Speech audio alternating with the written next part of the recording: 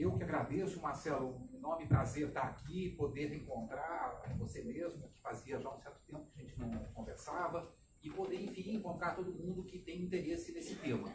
Queria esclarecer que o laboratório que você mencionou, que eu sou o coordenador, ele é um laboratório de pesquisas na pós-graduação do Departamento de História. Ele tem uma página no próprio site da faculdade, do departamento, e a gente tem lá todas as teses e dissertações que já foram defendidas, cerca de 4 doutorados e uma dúzia de mestrados, e também tem os artigos, os livros, os eventos, etc., que o laboratório tem participado. Além disso, eu também faço parte de outros núcleos de pesquisa. Eu gostaria de mencionar apenas o NEIP, Núcleo de Estudos Interdisciplinares sobre Psicoativos, que o Marcelo também faz parte, né? Você também faz? Ah, não, Marcelo não. Então precisa assim, se integrar também. Quase fiz. Porque o NEIP é mais uma iniciativa virtual, não é vinculada a nenhuma instituição concreta, não é de nenhuma universidade, mas tem pesquisadores de vários países, mais de uma centena de pesquisadores, que desde 2001 vem investigando no campo das ciências humanas a temática das drogas. Porque a gente verificava que havia um certo monopólio no discurso sobre as drogas da área biomédica. Então, sempre que era para se falar de drogas, bom, chama-se quem? Chama-se um médico, no máximo chama-se um psicólogo, como se fosse um apanágio exclusivo dessa área do conhecimento, a temática da droga. No entanto, como historiador, eu venho, enfim, verificando que a importância das drogas na história universal, particularmente na história moderna e contemporânea, extravasa em muito a especificidade de um uso medicinal, de um uso como remédio, e se torna, na verdade, um instrumento cultural, um instrumento identitário, um instrumento ligado a uma série de aspectos que vão do gênero a identidades étnicas, que eu vou mencionar mais à frente. Mas sempre que a gente fala de drogas, existe um senso comum hoje em dia na sociedade, que não é apenas da sociedade brasileira, talvez seja da sociedade ocidental ou até global, que é a ideia de que drogas são substâncias ilícitas.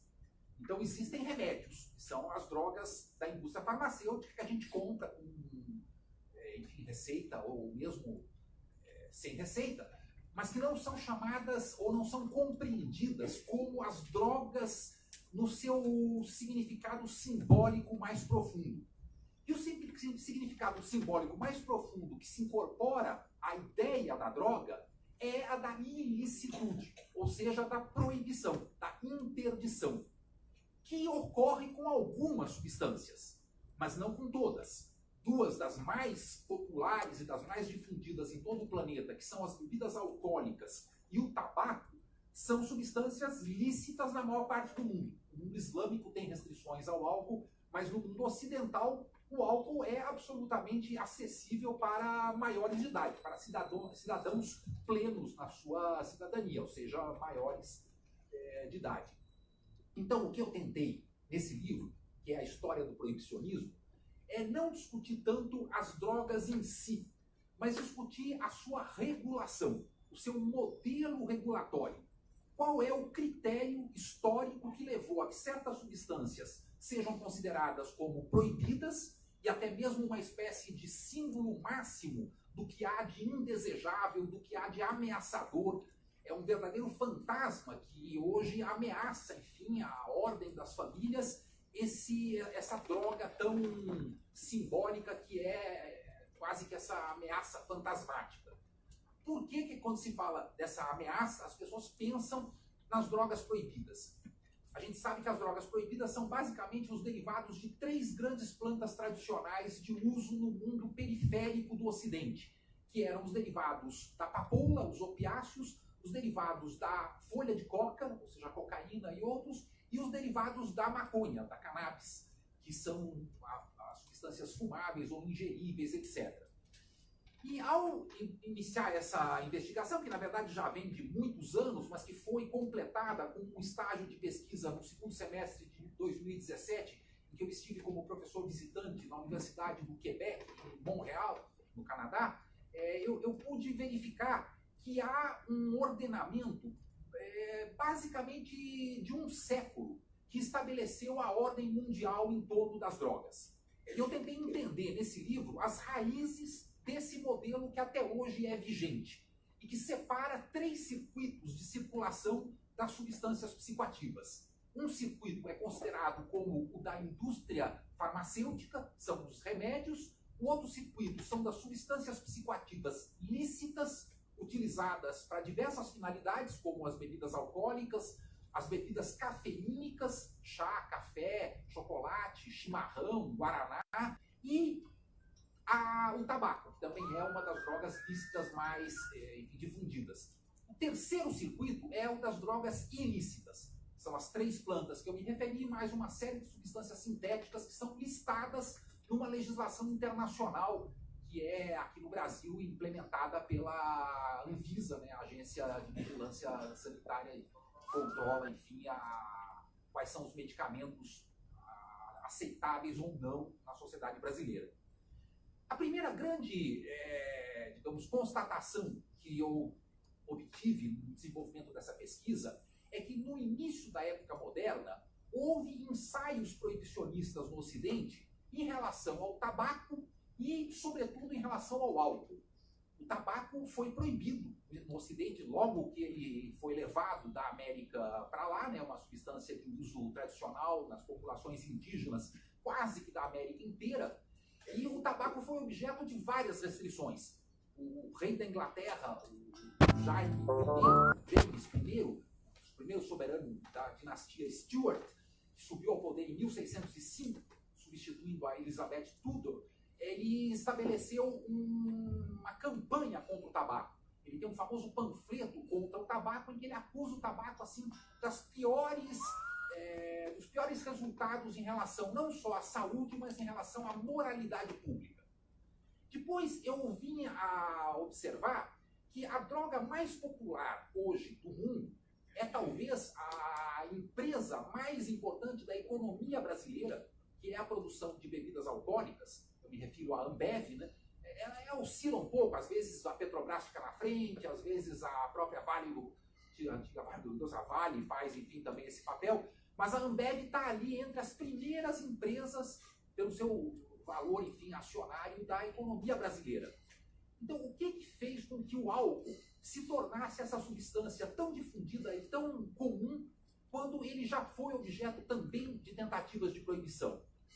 Então, eu comecei essa pesquisa identificando 4 ou 5 vertentes do proibicionismo global que acabaram por confluir ou se sobrepor num modelo internacional que não é, digamos assim, unifatorial, ele não é unilateral, ele é multifatorial, ele é muito complexo, porque a gente não pode dizer que o proibicionismo é resultado de uma decisão, enfim, de estados internacionais ou da medicina ou das religiões. É uma combinação de fatores que vai levar ao advento disso que se chama de proibicionismo.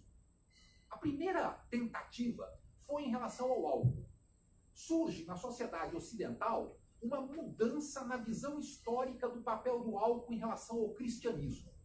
Todo mundo sabe que o álcool é uma substância sagrada no cristianismo. É o sangue de Cristo. O vinho incorpora a própria divindade. E a principal liturgia do cristianismo, nas suas diferentes confissões, que é a Eucaristia, utiliza o álcool como parte essencial do seu ritual, do seu cerimonial. Inclusive é estipulado de forma explícita, é um verdadeiro dogma cristão, que não se pode substituir o álcool por uma substância sem álcool. Suco de uva não faz o papel do vinho na consagração eucarística. É preciso ser o vinho fermentado. Isso era mais ou menos óbvio. O primeiro milagre de Cristo é transformar a água em vinho. O vinho se tornou um símbolo da identidade cristã, e a própria difusão da economia vinícola em países como o Chile, Argentina, Brasil, ou Austrália, ou África do Sul, etc., se deu na esteira da expansão do cristianismo.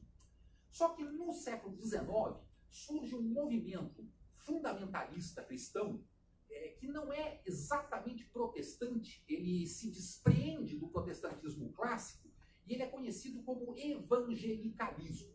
Ele tem, na verdade, 4 grandes momentos que são conhecidos como 4 despertares, os awakenings. Então teve um primeiro awakening no final do século XVIII, vai ter um segundo no XIX, depois tem um terceiro no início do século XX, e finalmente, que é o momento do pentecostalismo, o momento em que surge toda uma expressão devocional muito imbuída de entusiasmo religioso e tal, e tem um quarto que é o do teleevangelismo do final do século XX, quando esse evangelicalismo se apropria dos meios de comunicação de massa e passa a ter acesso a grandes massas pela televisão. Mas aqui eu queria mencionar o primeiro awakening, que é vinculado à figura do John Wesley, que era um pregador inglês que vai aos Estados Unidos também fazer pregações. E o movimento dele, desde a Inglaterra, começou a ser identificado pela sua meticulosidade, pela sua quase que obsessão de controle, pela sua, digamos, pelo seu ordenamento estrito de todos os hábitos e condutas humanas. Ele começou a ser chamado de metodismo, porque ele tinha método em todas as práticas humanas que deveriam ser controladas minuciosamente.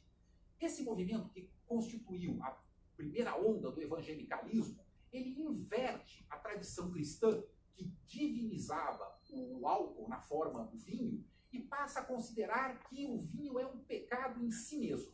Qualquer ingestão alcoólica é pecaminosa e indesejável. Você fala, mas e os textos bíblicos? Não. Na Bíblia, eles fazem, inclusive, um esforço linguístico completamente destituído de congruência semântica, mas eles fazem uma falsificação linguística para dizer que todas as menções na Bíblia que são positivas em relação ao álcool, ao vinho, não se tratava de vinho, se tratava de suco de uva. E todas as vezes que se fala mal, aí sim é o vinho. Porque tem uma série de passagens bíblicas do Velho e do Novo Testamento que também falam mal do vinho. Mas aí eles fazem essa divisão que não correspondia nem do ponto de vista histórico, nem do ponto de vista teológico, e muito menos do ponto de vista linguístico, há uma separação entre uma substância com conteúdo alcoólico e outra que não teria. Mas o resultado disso é que eles começam a fazer uma campanha para que os verdadeiros cristãos abdiquem do consumo alcoólico, para que se abstenham de forma definitiva do consumo alcoólico. Esse movimento vai se inscrever nessa dinâmica do evangelicalismo numa perspectiva abstencionista, que vai ser o da abstenção não só do álcool, mas de uma série de outras coisas. A abstenção da prática sexual, que é a castidade, a abstenção do consumo carnívoro, que é o vegetarianismo, a abstenção do uso de várias drogas, não só o álcool, inclusive todos os excitantes, que são o café, o chá, o chocolate, etc. Então, essas correntes que começam com os metodistas, depois se diversificam, influenciam os batistas, acabam tendo, inclusive, confissões novas, como é o caso dos adventistas do sétimo dia, que vão ser particularmente obcecados com essa ideia da dietética moral.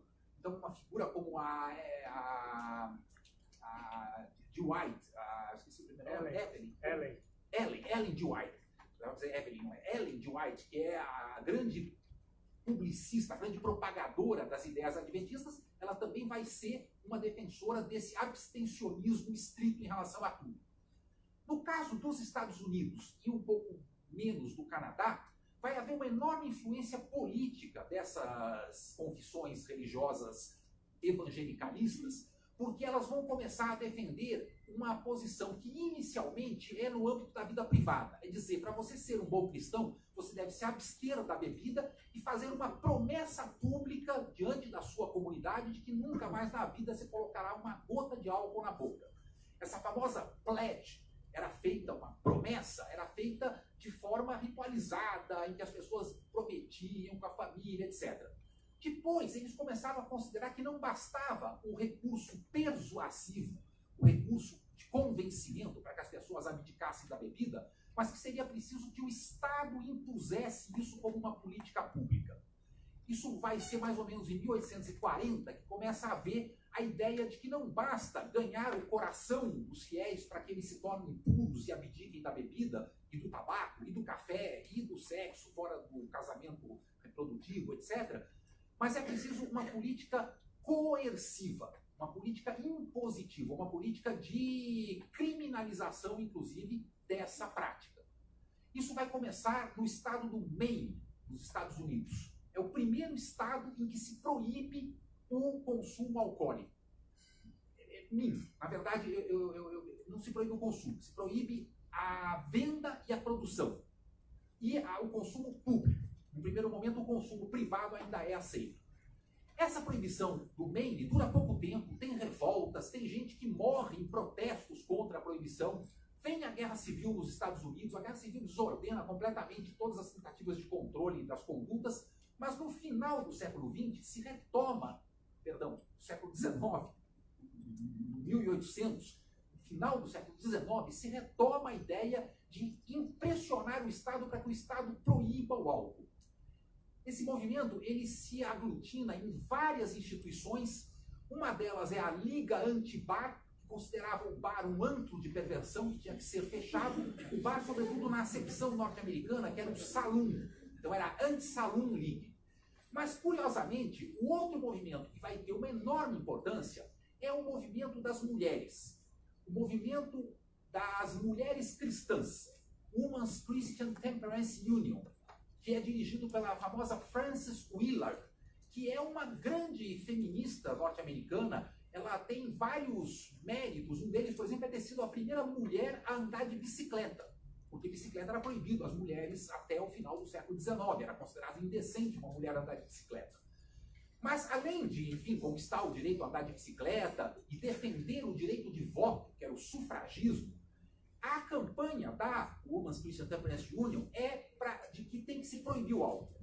E eles acoplam a reivindicação do voto feminino com o da proibição do álcool, dizendo que as mulheres têm que ter o direito de votar, porque assim elas vão votar pela proibição.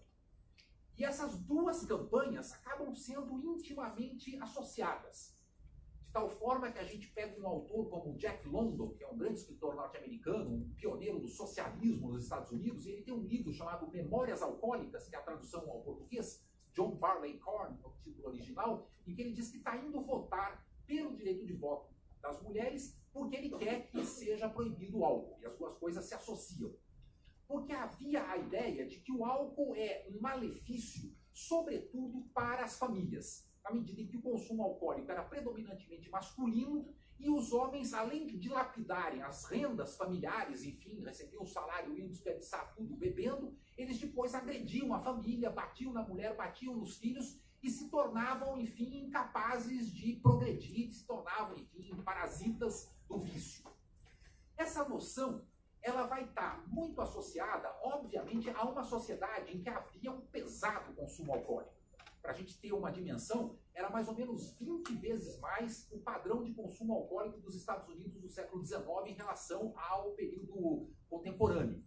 O padrão de consumo alcoólico era efetivamente muito pesado e trazia consequências muito daninhas. Mas o consumo alcoólico era também a única expressão do lazer da classe trabalhadora. A classe trabalhadora tinha na taverna uma espécie de único espaço de exercício da sua autonomia. Fora disso era da fábrica ao lar, do lar à fábrica. E no lar era basicamente desmaiar quase que para descansar de uma jornada muito exaustiva. O que sobrava de um tempo livre, minimamente autônomo, era se reunir com os amigos na taverna, enfim, para se divertir. Por isso que, na história do movimento operário internacional, as tavernas foram uma espécie de local privilegiado, sobretudo no mundo germânico. Na Alemanha, o movimento sindical e partidário da classe trabalhadora nasce nas tavernas. O primeiro presidente da Alemanha, que era o Friedrich Ebert, um dirigente socialista, ele chega a esse posto porque ele tinha sido dono de uma taverna onde os operários se reuniam, organizavam as greves, os protestos, etc. Então, há um elemento muito popular no consumo alcoólico, sobretudo no mundo germânico com a cerveja, no mundo mediterrâneo com o vinho e no mundo irlandês com o uísque, etc., que é o consumo alcoólico. Nos Estados Unidos, a reação à imigração em massa do final do XIX e ao aumento da população trabalhadora de origem estrangeira vai fazer com que a elite tradicional, que é a elite chamada de WASP, White Anglo-Saxon Protestant, utilize a proibição do álcool como um elemento de repressão, coerção e segregação das populações indesejáveis, que eram basicamente imigrantes estrangeiros ou negros. Os negros eram acusados, na tradição norte-americana, de perderem completamente os seus, digamos, as suas rédeas morais e se tornarem ameaças às famílias brancas, sobretudo na medida em que eles atacariam mulheres brancas. Então há um discurso muito presente na sociedade americana, que a gente pode encontrar, por exemplo, de forma emblemática no filme do Griffith, O Nascimento de uma Nação, que foi um filme ainda da época do cinema mudo, e em que é uma verdadeira exaltação da Ku Klux Klan. E que a Ku Klux Klan surge como, enfim, os heróis da moralidade pública que vão justiçar um negro estuprador. E esse fantasma do negro estuprador com álcool se torna um discurso quase que oficial na campanha proibicionista do álcool nos Estados Unidos. Bom, volto a dizer, quem não viu ainda, veja esse filme, que é a expressão de uma ascensão da Ku Klux Klan sobre a sociedade norte-americana como nunca antes tinha existido. A Ku Klux Klan se torna realmente poderosa por causa da lei seca, na década de 20. Porque o que ocorre? Aprova-se a lei seca em 1919, nós estamos completando um século, para vigência a partir de janeiro de 1920. Ela vai ficar vigente 13 anos, 5 meses e alguns dias.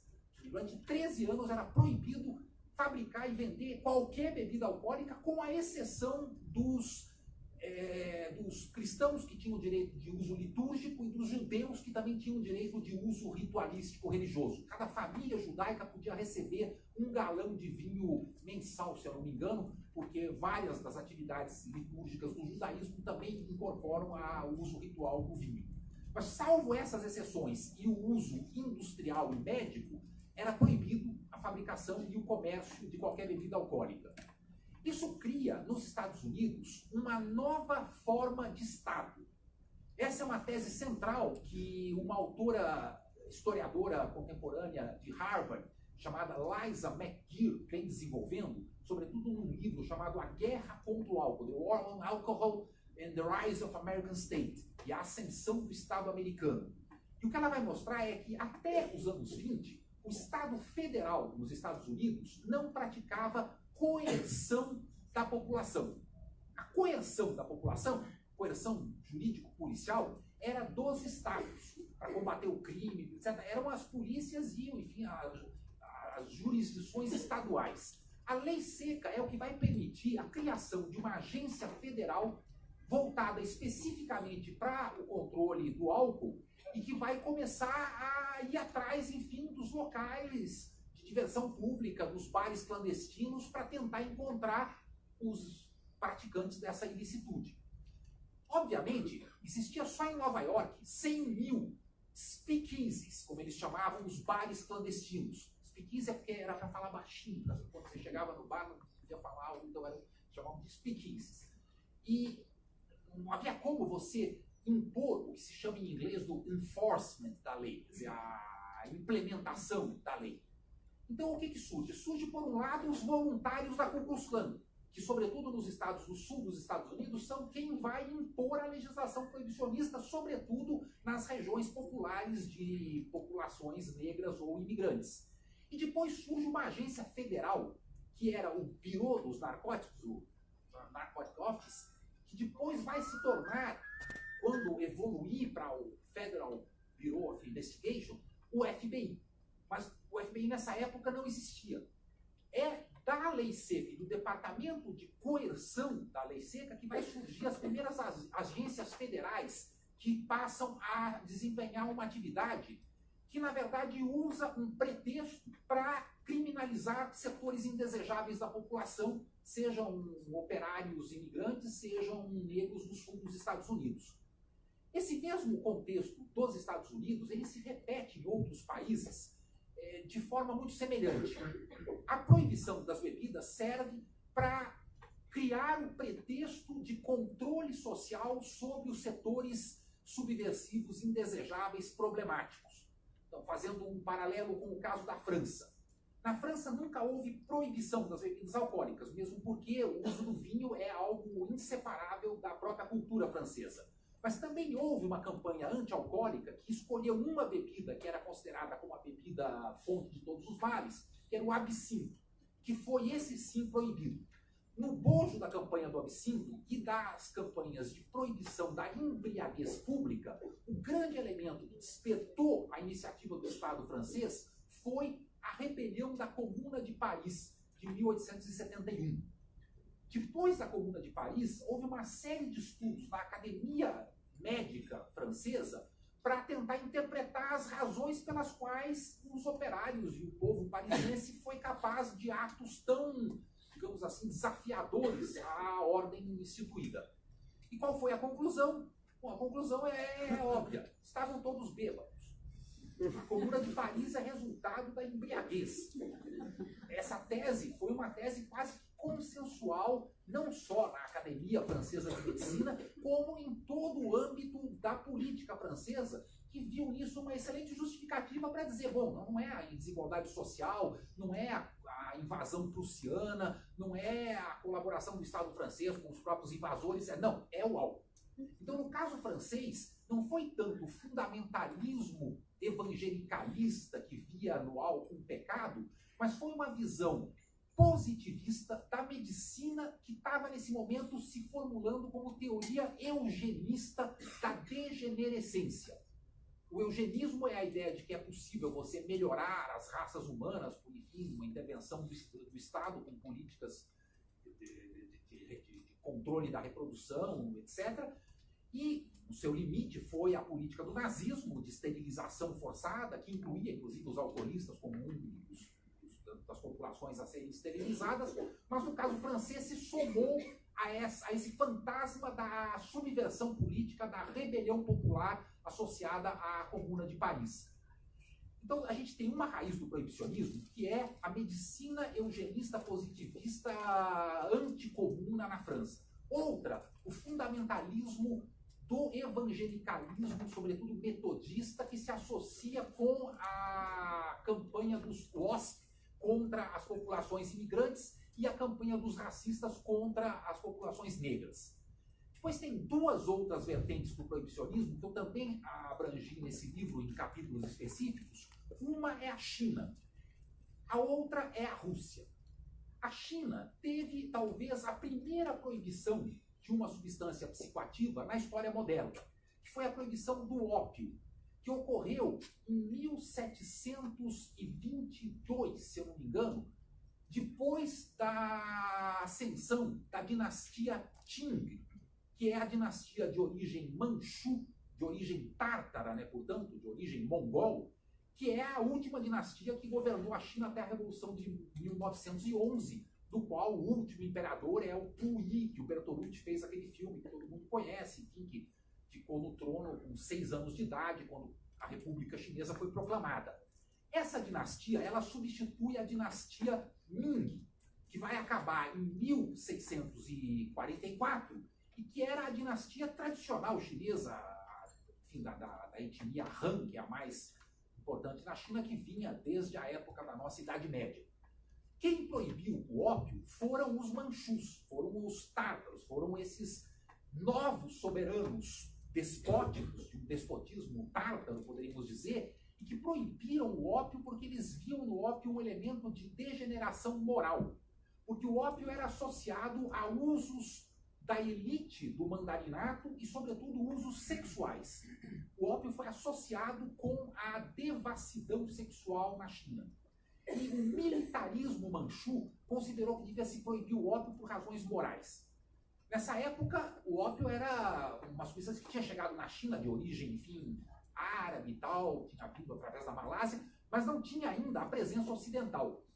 Os ocidentais descobriram que o ópio na China era muito demandado, porque ele estava sendo proibido pelo Império, e ele era de má qualidade. Então eles trouxeram um ópio de excelente qualidade da Índia. Quem, na verdade, fez isso primeiro foram os portugueses, depois os ingleses.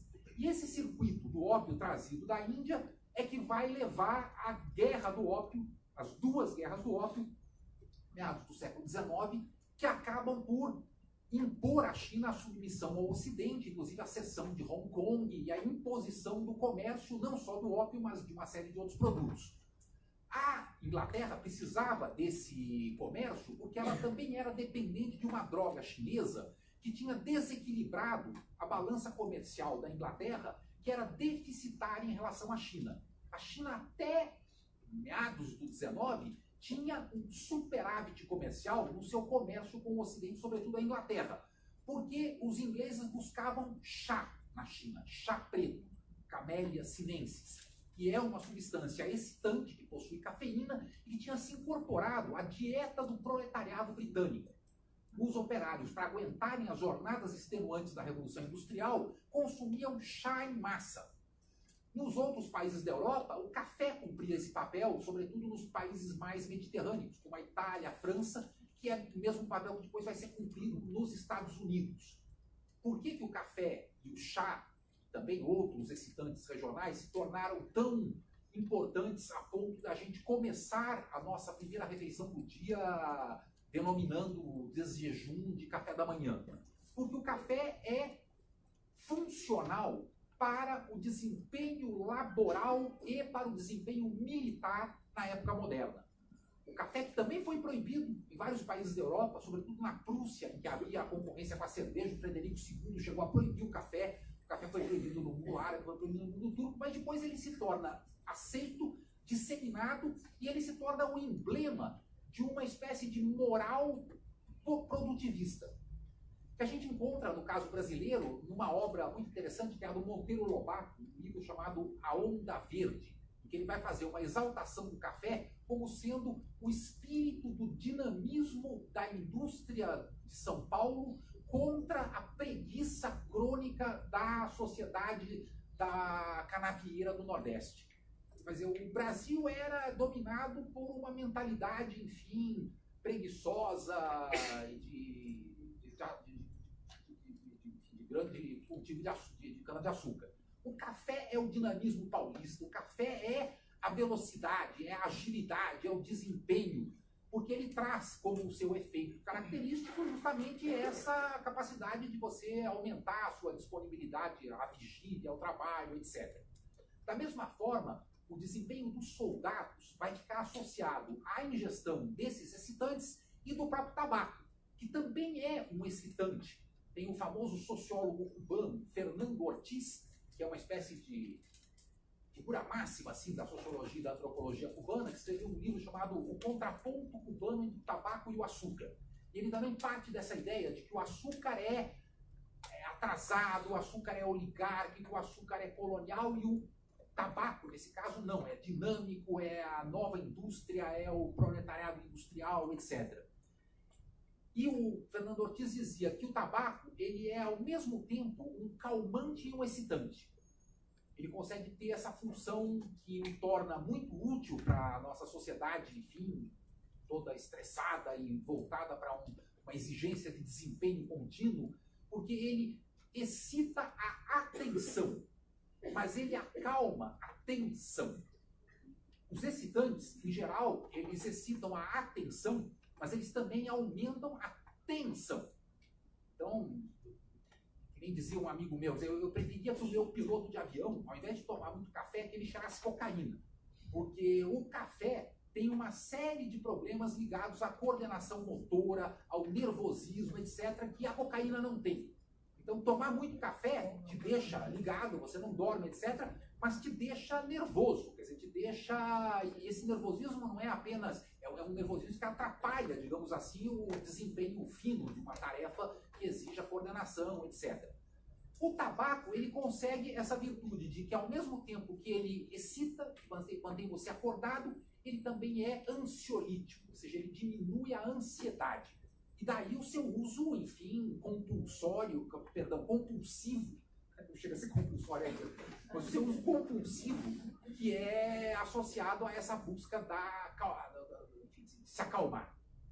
Então, aí a gente já vê um outro elemento explicativo do porquê que certas substâncias são lícitas e outras são ilícitas.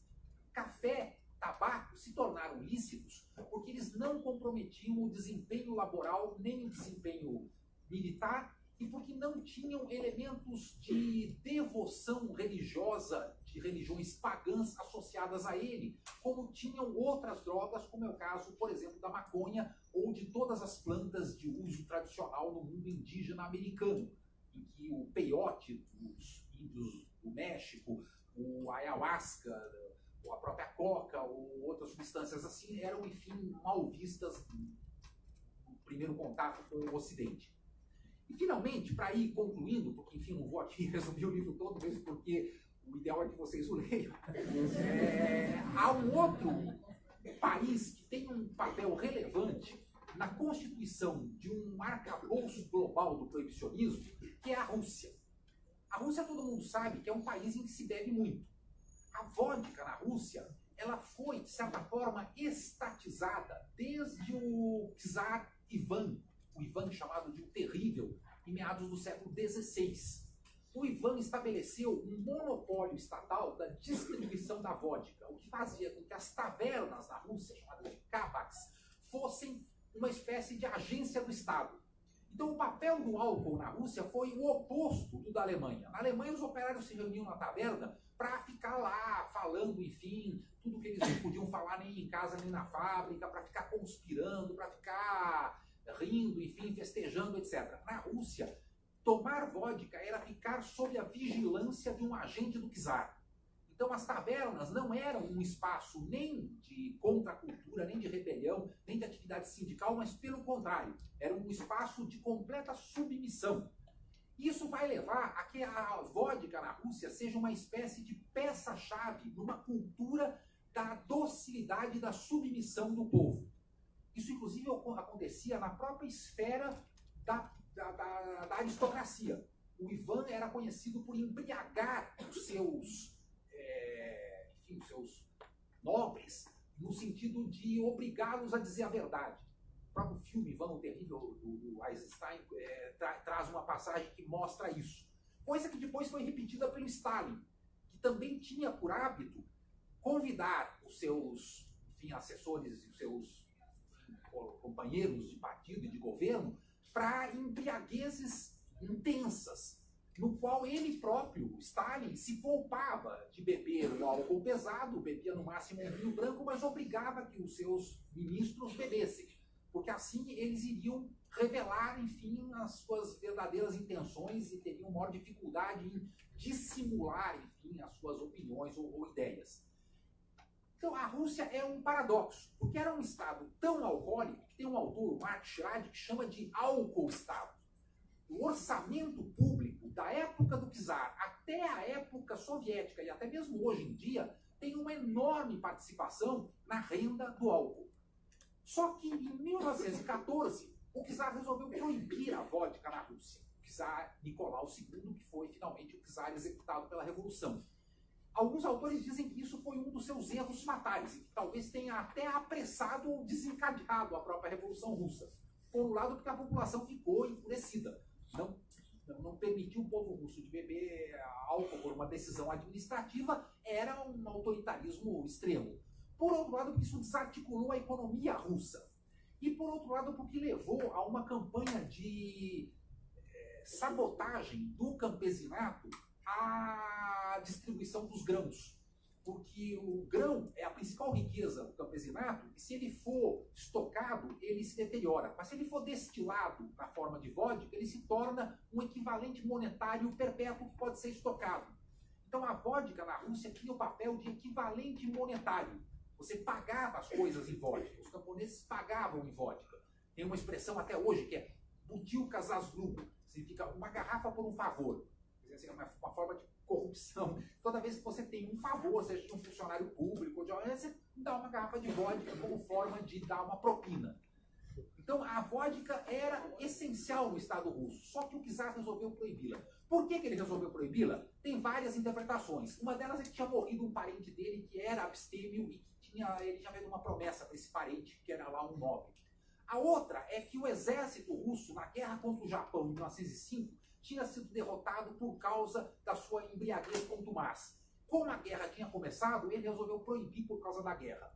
A guerra também foi o motivo da tentativa de restrição, que nunca foi proibitiva na Inglaterra, o Jorge, acho que era o quarto nesse momento, vai à rádio para pedir ao povo inglês que não beba, diz que no Palácio de Buckingham nunca mais vai ser servido álcool, mas na Inglaterra não se proíbe, é apenas um conselho. Na Rússia se proíbe, assim como nos Estados Unidos havia se proibido. E mesmo no Brasil, as poucas tentativas de proibição de álcool que ocorreram foram no bojo desse processo da Primeira Guerra Mundial, mas aqui nunca tiveram nenhum peso, porque aqui existiu sempre uma espécie de sacarocracia, a expressão, enfim, do governo dos donos do açúcar, dos plantadores de cana, que sempre proibiram qualquer tentativa de restringir o acesso do álcool, que era a sua segunda fonte de riqueza depois do açúcar, era a aguardente. Então, indo em direção à conclusão, eu identifiquei algumas vertentes que se somaram para a constituição de um tratado internacional em 1912, que foi o Tratado de Haia, que depois se seguiu a 3 convenções de Genebra, de 1924 em diante. Uma parte desse tratado, inclusive, entrou no Tratado de Versailles, quando a Alemanha capitula, ela é obrigada a aceitar os elementos da restrição do ópio e da coca que o tratado impunha, porque inclusive era laboratórios germânicos, né, que tinham desenvolvido todos os derivados opiáceos, como a morfina, a heroína, etc., e também a cocaína, que era da Merck, né, e a heroína da Bayer. E foi como uma espécie de indenização de guerra que a Alemanha teve que abrir mão das patentes dessas substâncias, inclusive da aspirina também, e houve um controle internacional a partir da constatação de que essas substâncias também eram indispensáveis como recurso militar, porque elas eram o principal instrumento para combater a dor. Enfim, o uso de morfina, não só numa cirurgia qualquer, mas num teatro de guerra, se torna indispensável para que a pessoa não fique ali, enfim, enlouquecendo de dor numa situação qualquer. Esses tratados, eles evoluíram depois para um mecanismo de controle internacional que redundou numa ordem, que é a ordem do proibicionismo. Essa ordem, hoje em dia, ela está sob, digamos assim, sob um impasse. Ela está numa verdadeira crise. Essa crise se verifica no fato de que a principal substância que é proibida por essa ordem proibicionista, que é a maconha, está sendo legalizada no país que é o principal agente da proibição, o principal lobista da proibição, que são os Estados Unidos.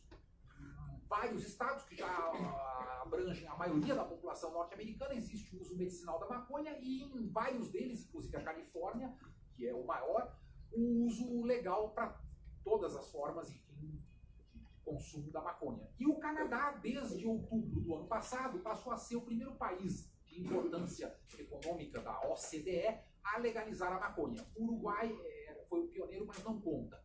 Isso está transformando a maconha numa commodity, ou seja, num produto essencial da economia agroindustrial, que está fazendo com que ele renda bilhões de dólares. A indústria do álcool já está investindo na indústria da maconha. A indústria da maconha já está na bolsa de valores, tanto na bolsa canadense como na bolsa de Nova York. Existe o que se chama nos Estados Unidos hoje, no Canadá, de Green Rush, quer dizer, uma corrida verde do ouro. Tinha o Gold Rush, que era a corrida do ouro, é uma corrida para o ouro verde. Então, os países que não legalizarem vão ficar simplesmente numa situação de ter que importar esse tipo de produto para todas as finalidades a qual ele se destina. Finalidades industriais, como produção de fibras, finalidades farmacêuticas e finalidades de droga lícita, como consumo recreativo. Eu não sei qual vai ser o destino desse impasse, porque se os Estados Unidos têm esse processo de conquistas de legalização, por outro lado, o governo Trump tem combatido essas legalizações estaduais e vem sendo um obstáculo muito grande para a federalização desse processo e, em escala internacional, vem impondo um agravamento do proibicionismo, se aliando com os falcões da guerra às drogas, que vem se tornando também muito... tem obtido triunfos, sobretudo em países como as Filipinas, com o governo Duterte, e o Brasil, com o governo Bolsonaro, que são governos calcados nesse modelo militarista, puritano e proibicionista, que fazem, inclusive, um verdadeiro fantasma do tema da guerra às drogas, de forma a criar uma diversão no sentido militar do termo, de criar diversionismo, de criar distração para a opinião pública, criando um verdadeiro bode expiatório.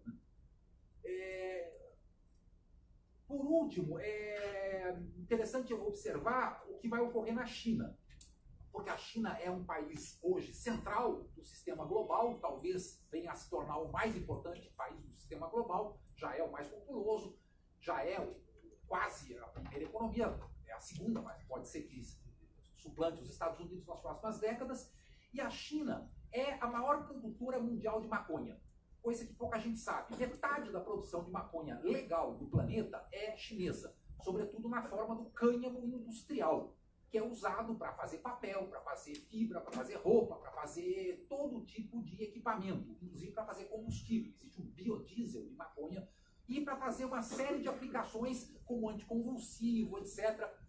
Só que a China não permite, obviamente, ainda o uso recreacional de maconha. Então, essa é uma das incógnitas, porque a definição da China vai influenciar muito no panorama global das políticas de drogas. Eu vou para a China em junho, num congresso da Alcohol and Drugs History Society, que é a principal associação de historiadores em escala internacional para o tema de drogas e álcool. E o primeiro congresso a ser realizado na Ásia dessa associação vai ser agora em junho em Xangai. O título do congresso, inclusive, é Changing Minds, ou seja, mudando as mentes ou as mentalidades. O que mostra que pode ser que haja também uma inclinação na China no sentido de amenização da guerra às drogas. Mas isso ainda é puramente especulativo. O que a gente sabe é que no mundo russo e dos seus, digamos, países associados, incluindo aí Cuba, existe ainda uma cumplicidade muito grande com o regime do proibicionismo. É curioso como no campo da esquerda coube ao Uruguai o pioneirismo na quebra do sistema proibicionista, mas Cuba fez o contrário. Cuba usou o tema das drogas para fazer a maior repressão interna que houve na história do regime cubano, que foi em 1989 a execução do general Arnaldo Ochoa, que era o herói da campanha cubana de apoio às lutas contra o apartheid, contra as tropas sul-africanas em Angola, né, pela independência de Angola, mas que logo ao retornar a Cuba foi processado e executado sumariamente como traficante de drogas. E até hoje é um país que, embora tenha uma enorme exportação de tabaco e também de álcool, na forma do rum, continua sendo bastante impermeável a políticas, enfim, de legalização. No caso russo, mesma coisa.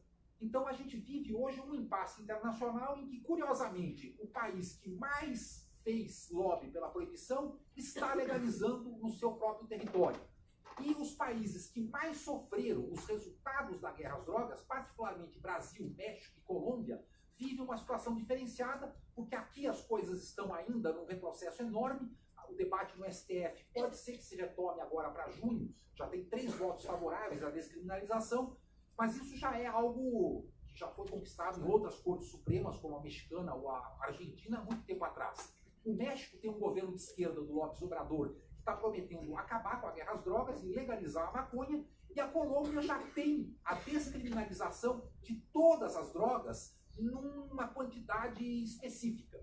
Em Bogotá você pode plantar maconha, você pode plantar papoula, você pode plantar coca na sua casa no limite de alguns pés. Eu não me lembro agora qual é o limite, mas isso já é considerado algo lícito, e não é criminalizado ou consumo, coisa que no Brasil continua sendo de forma aberrante, a ponto da gente ter 27% da população carcerária brasileira presa por razões de drogas, sendo que no caso da população carcerária feminina isso alcança 60%. Então eu termino essa exposição muito sumária, convidando vocês depois a conhecerem melhor o livro que está à venda ali e a me dirigirem qualquer tipo de comentário, de pergunta ou de observação que vocês quiserem fazer, porque eu acho que no debate é quando a gente pode, enfim, de fato, aprofundar mais o tema. Também ficarei muito contente com as observações do Marcelo, e pelo ângulo, enfim, da redução de danos, enfim, do enfoque no âmbito da disciplina da psicologia, é também um especialista no tema. Então, mais uma vez, obrigado a todos.